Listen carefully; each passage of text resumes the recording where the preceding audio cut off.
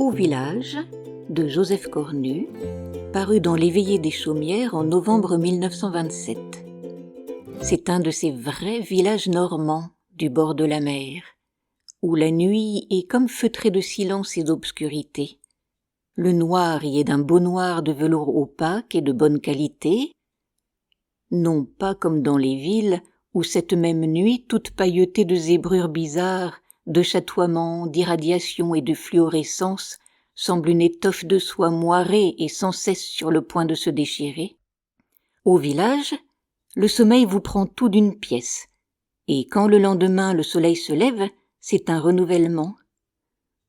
On se réveille comme un enfant émerveillé qui commence une journée toute neuve. Alors, au matin frais, une barque de pêche se détache du bord et gagne la pleine mer au bruit des avirons rythmés. Une charrue aussi quitte la cour de ferme et s'en va tanguer sur les hautes terres du plateau, dans un vol de corbeaux où se mêlent des mouettes. Et l'angélus qui sonne s'éparpille à la fois sur la plaine et la mer qui se confondent à l'horizon. D'autres attelages de bœufs, interminables et lents, gravissent en rampant au ras du sol les longues pentes, se relayant automatiquement d'un effort continu, à la façon d'une charrue sans fin.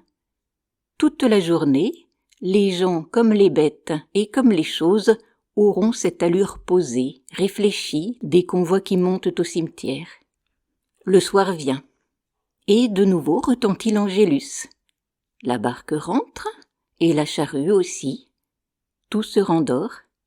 Une femme dolente au sortir de l'église allume la veilleuse près de l'autel des soldats morts. Et c'est la nuit. Alors seulement arrivent les journaux de Paris. Un coup d'œil sur les manchettes où l'encre d'imprimerie des titres à sensation semble garder encore quelque chose de la trépidation des rotatives. On plie la feuille. On s'arrête un instant sur le chemin désert, on lève les yeux vers les étoiles. Et voici que l'on a comme la sensation de ce bruissement lointain, mystérieux, immense, des millions d'astres évoluant tout au fond des espaces sidéraux.